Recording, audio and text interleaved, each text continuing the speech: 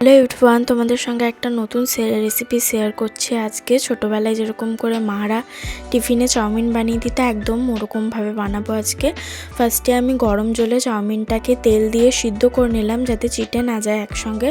তারপরে অন্য একটা কড়াইয়ে সাদা তেল আর এখানে গাজর কুচি, ক্যাপসিকাম কুচি, আলু কুচি আর এখানে ছিল বিনস কুচি, ওগুলো সব দিয়ে হলুদ দিয়ে দিলাম, নুন দিয়ে দিলাম আর একটু জিরে গুঁড়ো আর একটু লঙ্কা গুঁড়োটা তোমরা দিতেও পারো, নাও দিতে পারো।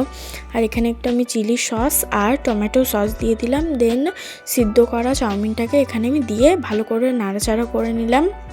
নাড়াচাড়া করার পর এখানে আমি দিয়ে দিলাম একটু চাউমিন ম্যাগির যেটা স্পেশাল মশলা, ম্যাগি মশলা, ওইটাই আমি এখানে দিয়ে দিলাম ভালো করে, যাতে টেস্ট ভালো লাগে। আর ওটা দিয়ে ভালো করে নাড়াচাড়া করে দেন চাউমিন আমাদের রেডি হয়ে গেল। খুব সহজ পদ্ধতিতে, তোমরা নিশ্চয়ই অবশ্যই ঘরে বানিয়ে খাবে।